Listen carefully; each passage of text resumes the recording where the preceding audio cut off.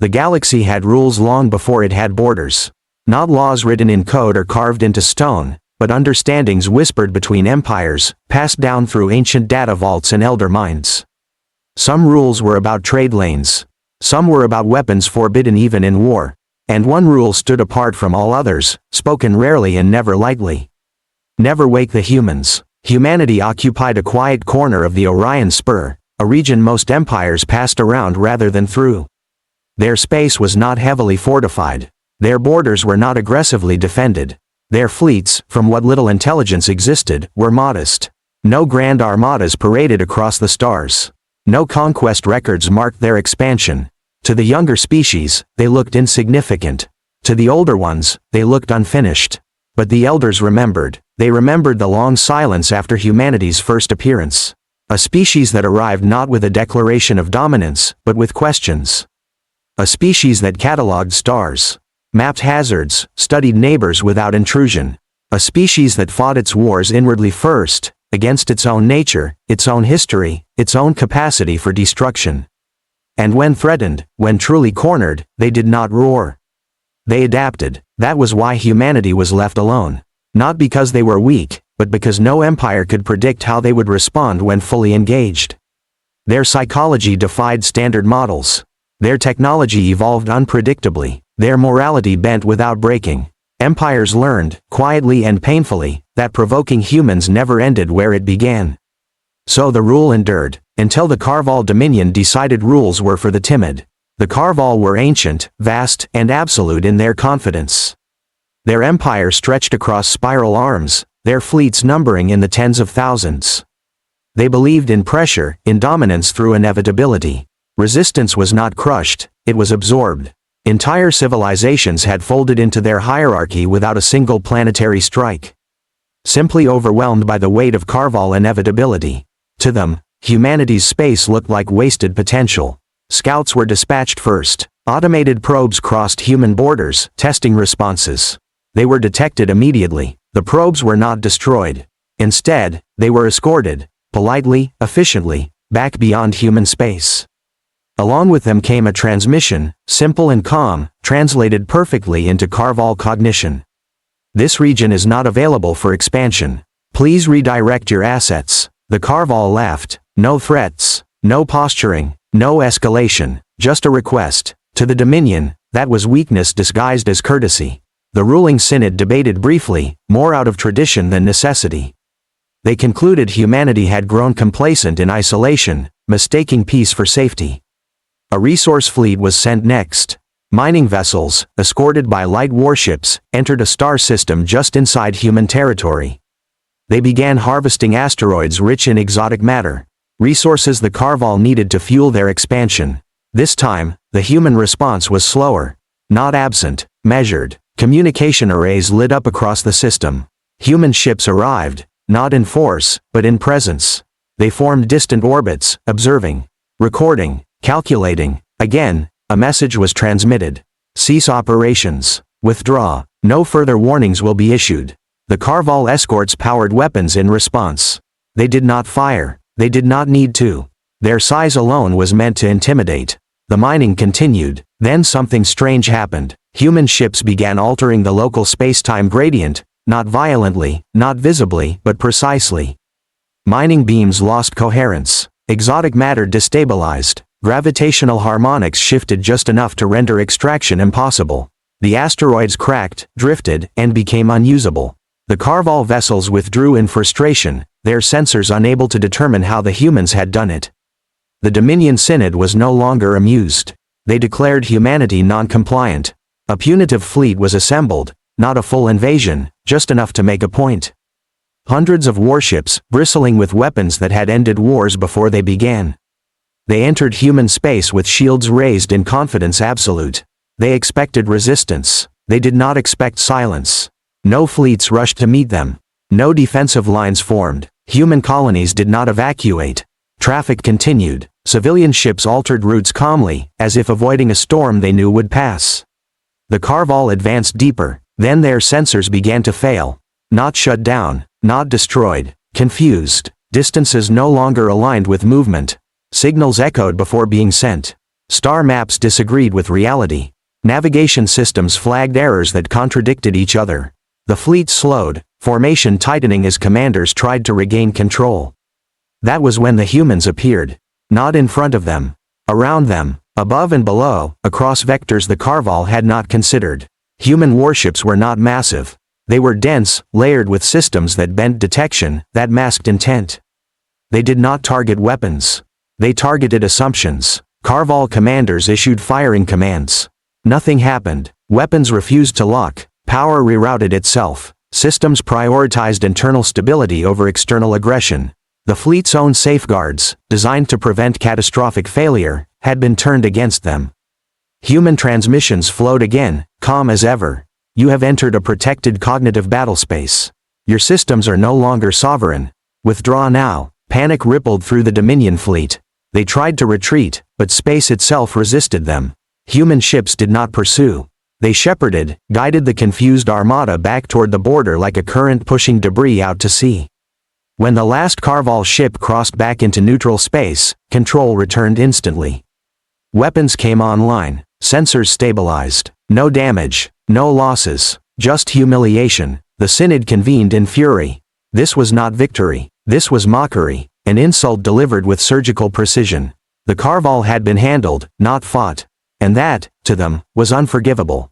They authorized escalation, deep escalation. Planetary-level strikes were planned.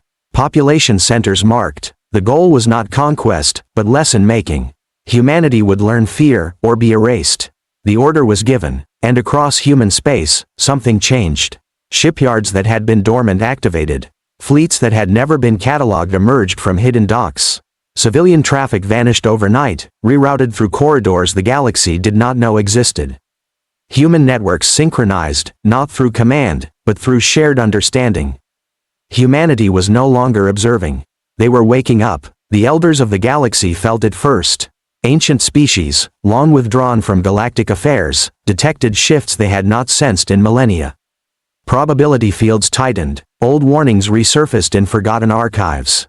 Never wake the humans. The Carval Dominion had just broken the oldest rule in the galaxy. And humanity was done being quiet. Humanity did not announce its awakening with a declaration of war. There were no grand broadcasts, no threats hurled across the stars.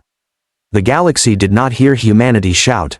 It felt humanity move. Across dozens of systems, space itself began behaving differently.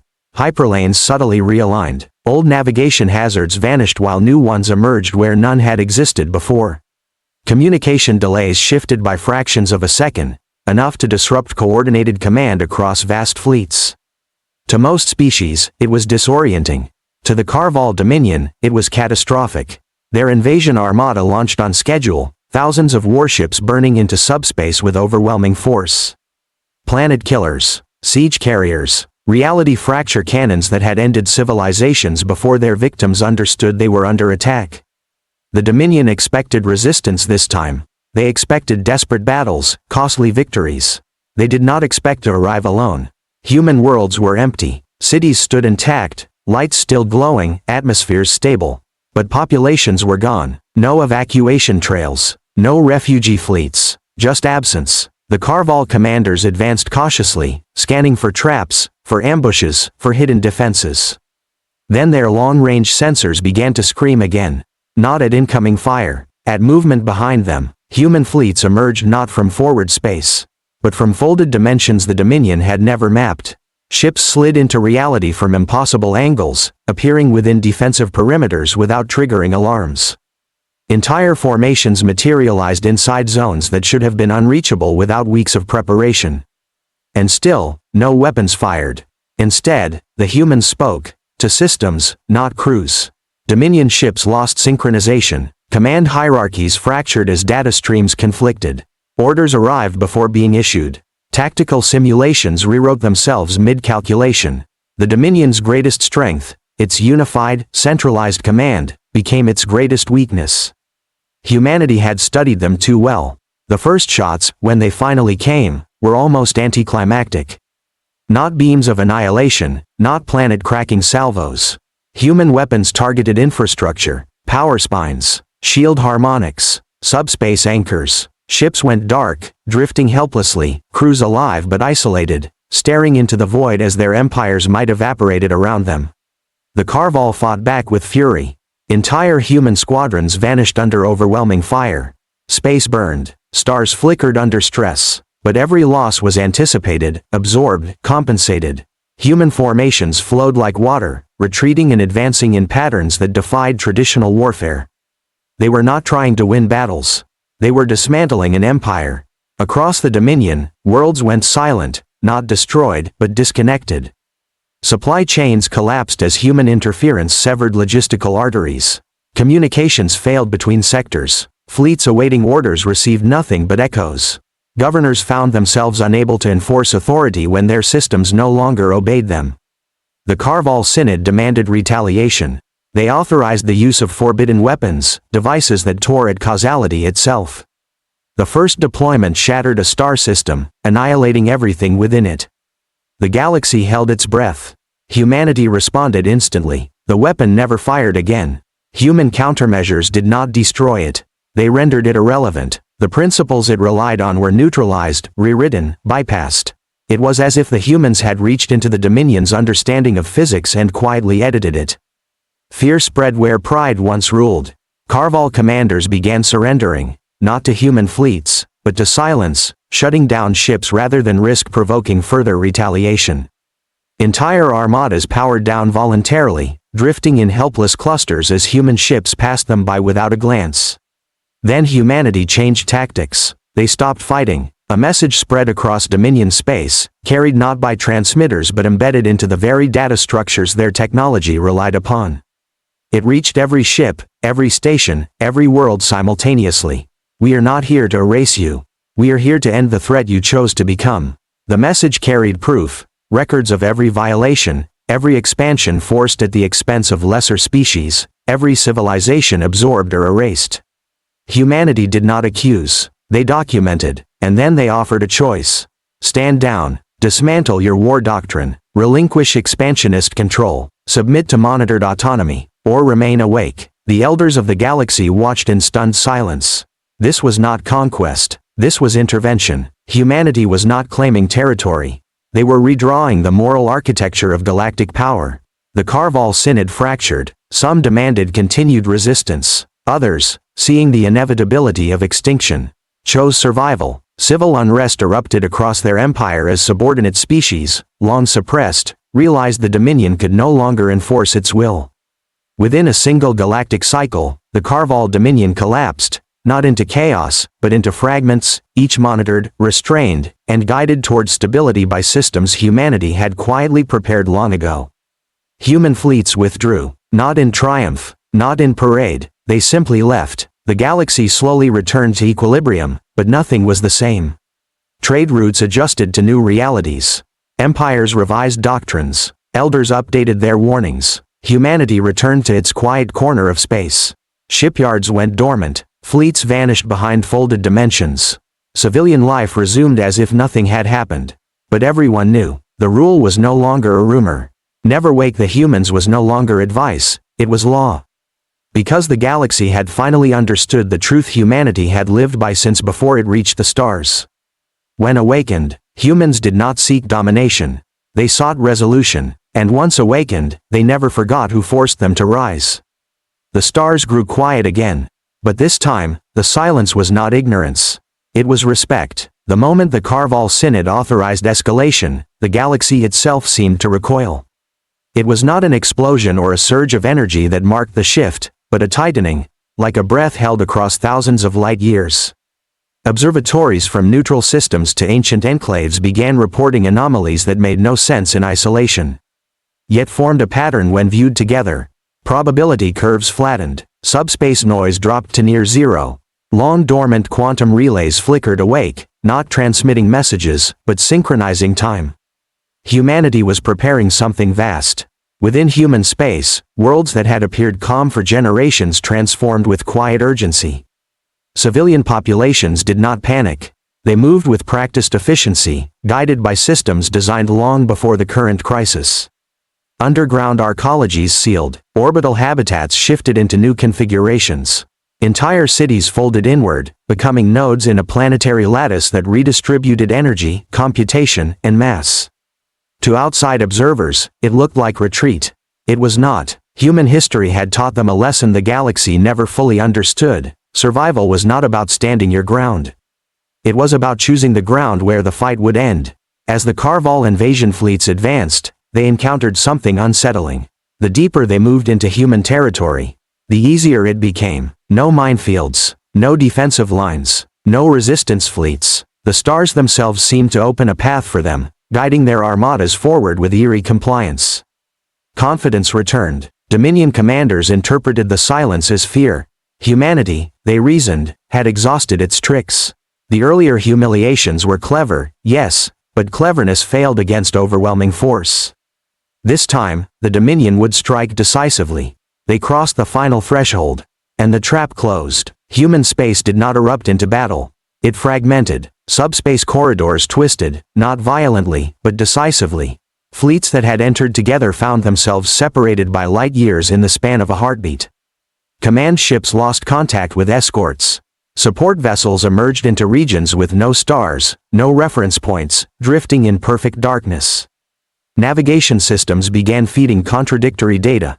Forward vectors pointed backward. Time dilation readings oscillated wildly. Some ships experienced minutes that lasted hours. Others lost entire days without memory of what had occurred.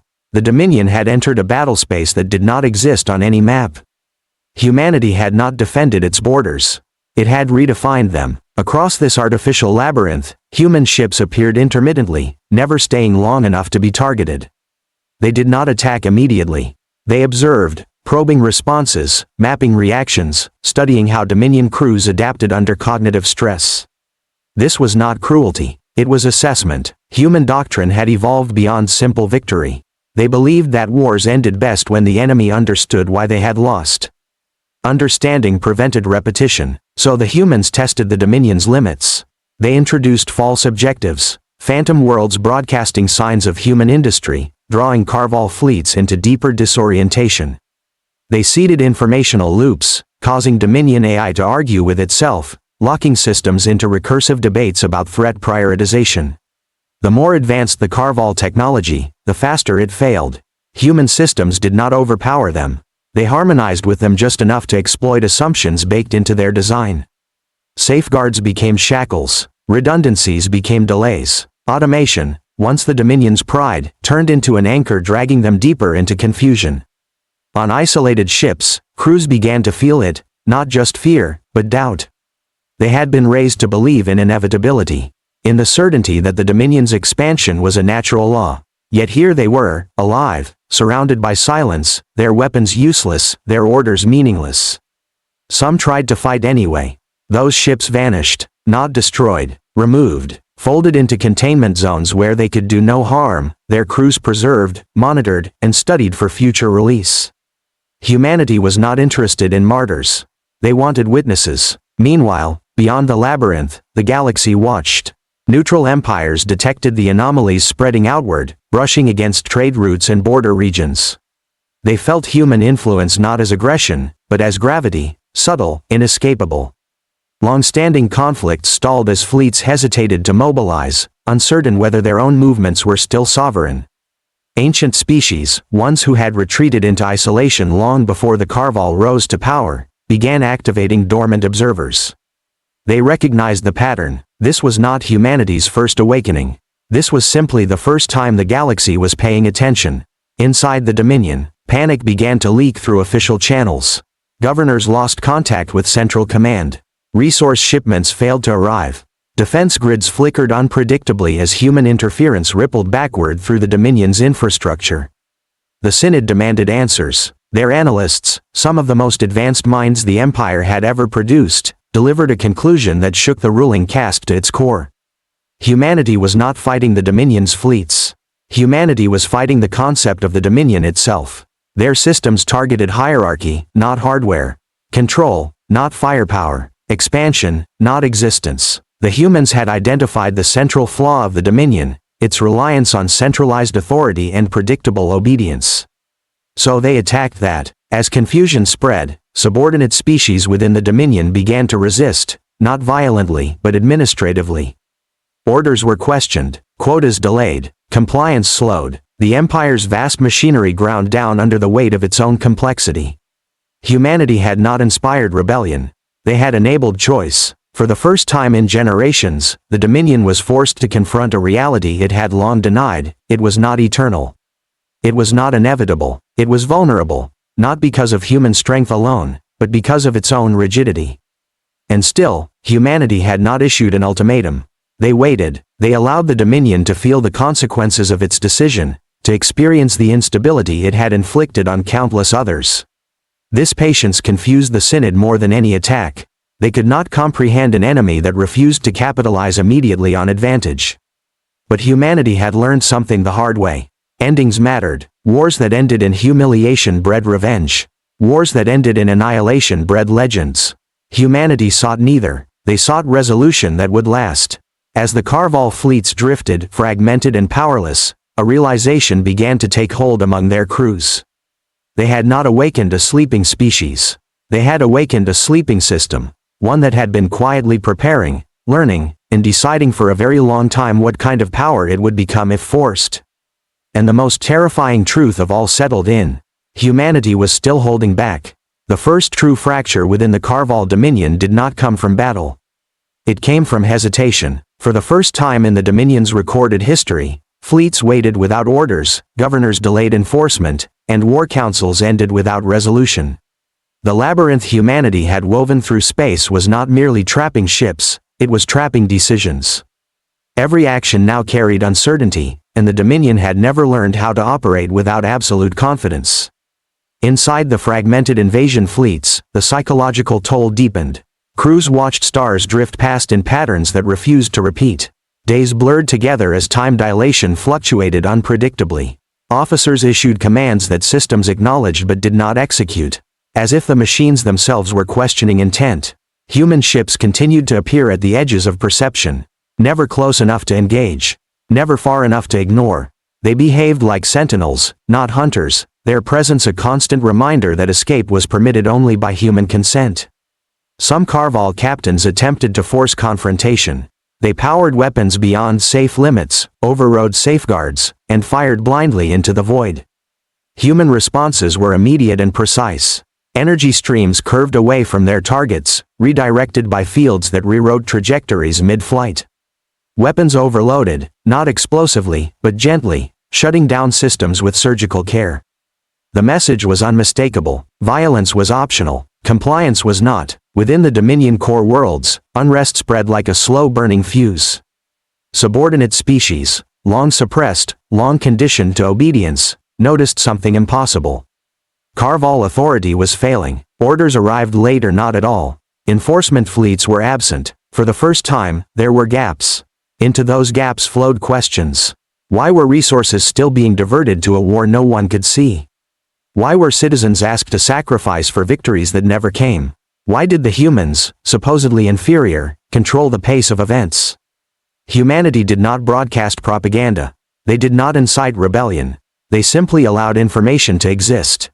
Archived records once sealed by Dominion censors surfaced across data networks.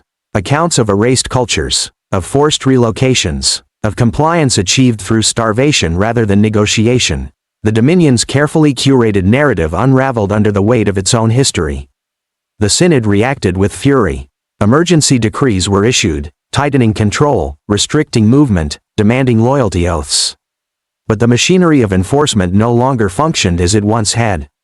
Human interference, subtle and persistent, had infected the Dominion's logistics, slowing response times.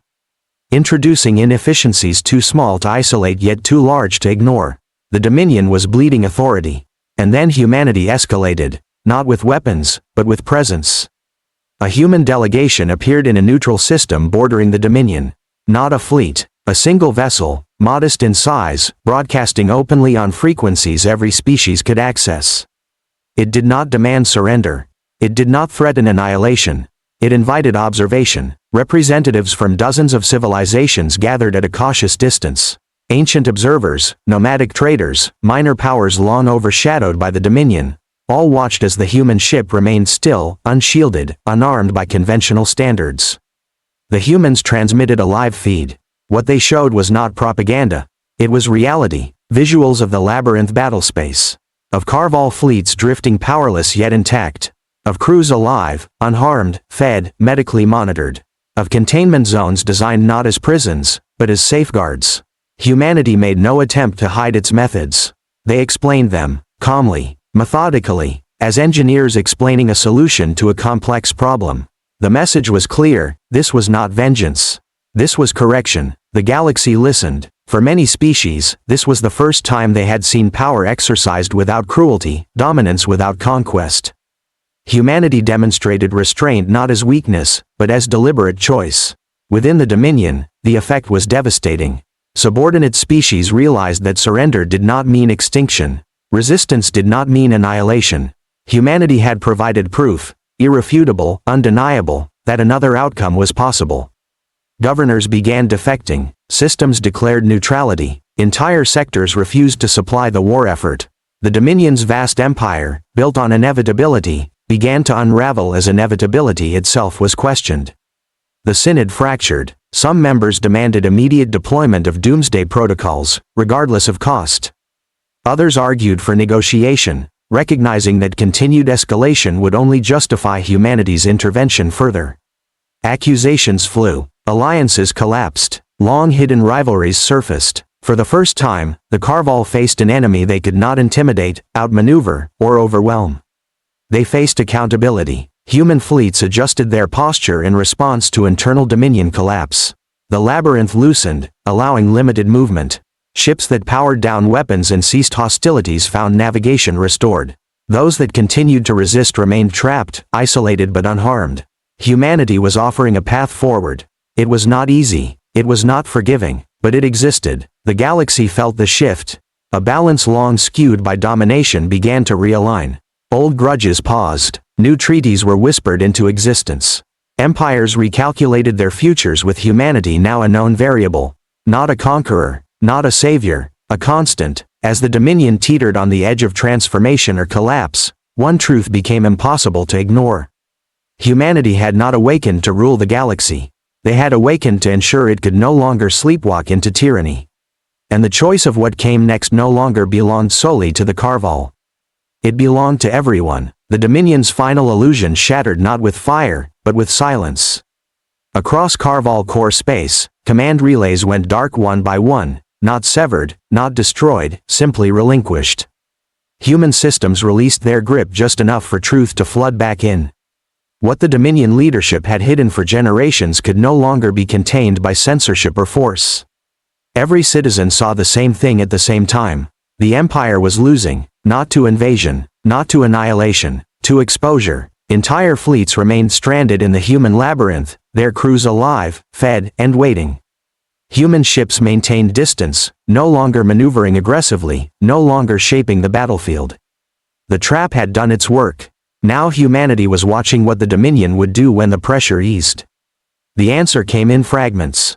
A border sector declared independence, citing humanitarian doctrine derived from the human broadcast. A resource world halted shipments to the core, claiming moral objection.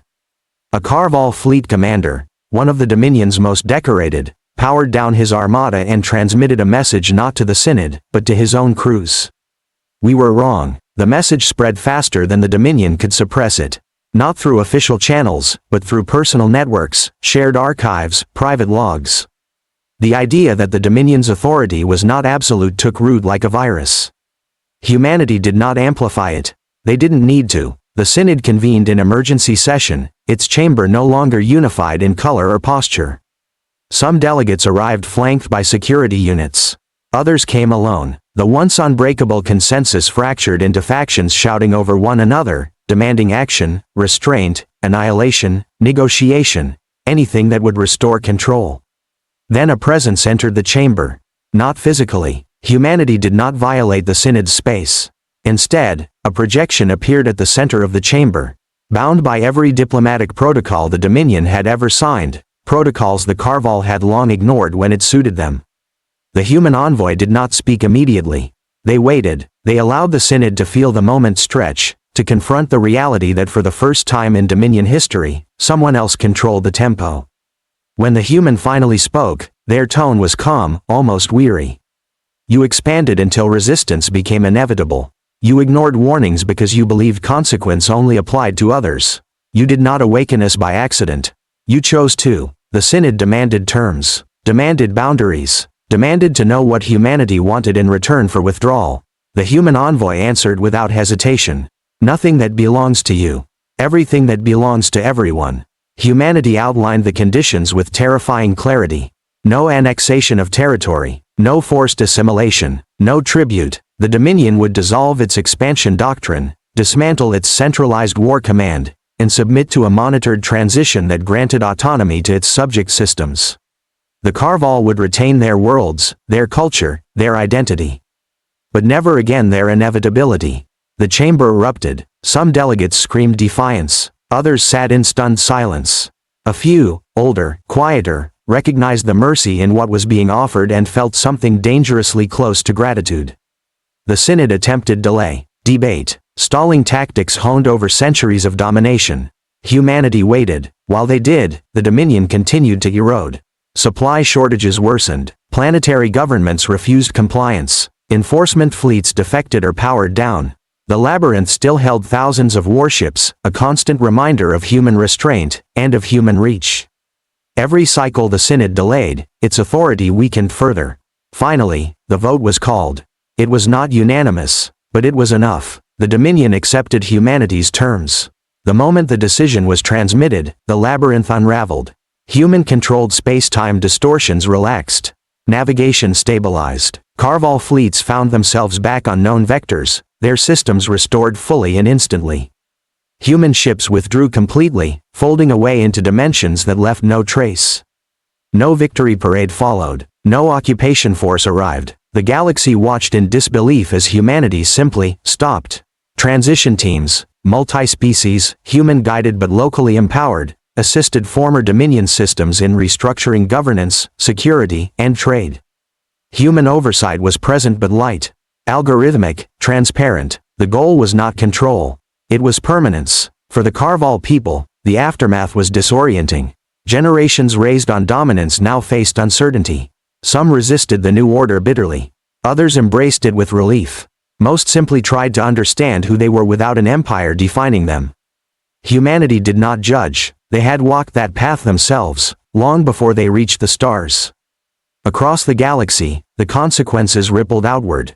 Empires recalculated. Smaller civilizations renegotiated treaties from positions of newfound confidence. Ancient species updated their archives, finally moving the warning about humanity from rumor to recorded fact. Never wake the humans was amended. Never force humans to wake. Human space returned to quiet. Shipyards dimmed. Fleets vanished from known charts. Civilian traffic resumed. From the outside, it seemed as though nothing had changed. But everyone knew better. Because now the galaxy understood something it never had before. Humanity did not seek to rule. Humanity sought to ensure that no one else could rule unchecked. And that knowledge, more than any weapon, more than any fleet, changed the future forever. The stars did not burn brighter. They simply felt steadier. As if the universe itself had exhaled, knowing that someone, somewhere, was finally paying attention.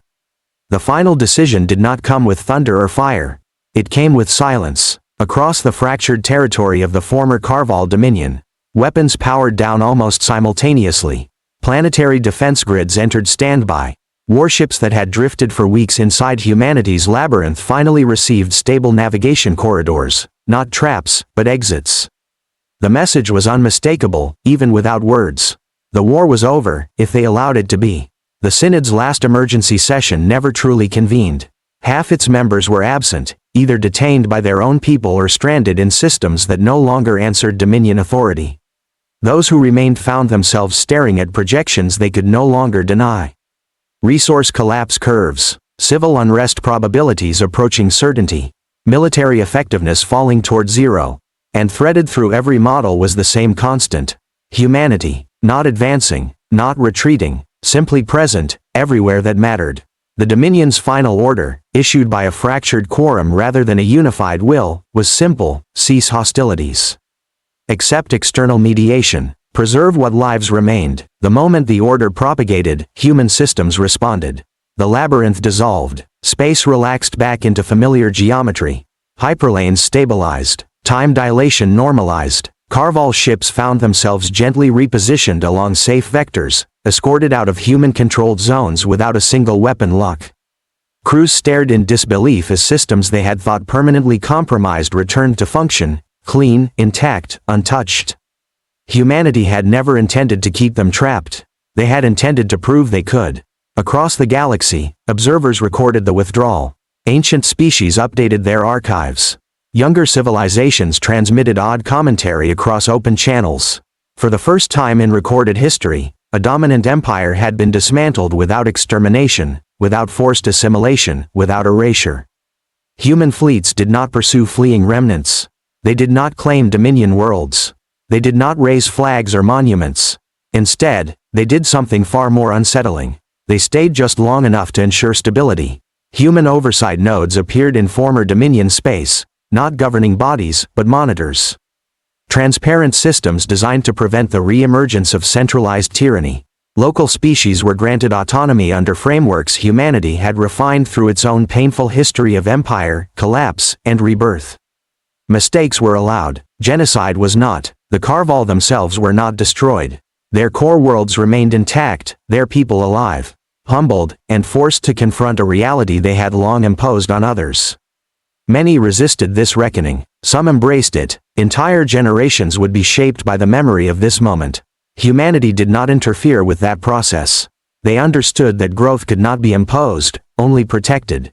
As stability returned, human fleets began to vanish.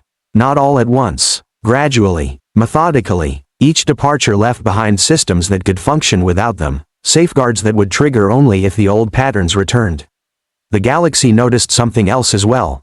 Humanity did not elevate itself above others. They refused positions of permanent authority. They declined offers of leadership from grateful coalitions. They dismantled their own forward installations once the threat was neutralized. To many, this was the most unsettling act of all. Power that chose not to rule. Back in human space, life resumed its quiet rhythm. Shipyards powered down. Fleets returned to hidden docks. Civilian traffic flowed again through stars that had never known fear until now.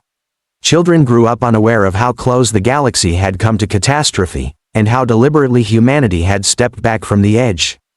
But the elders remembered. Across countless civilizations, one rule was rewritten, not out of fear, but understanding. Humanity was not dormant because it was weak. Humanity was restrained because it was capable. Capable of patience, capable of precision, capable of ending empires without becoming one. In distant systems, when young strategists studied the collapse of the Carval dominion, they did not ask how humanity won.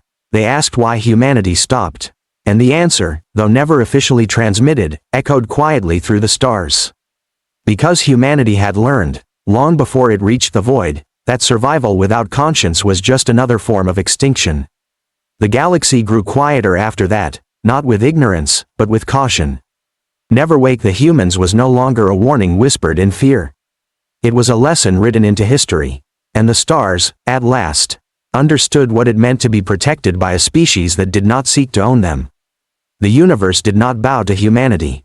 It breathed easier around them.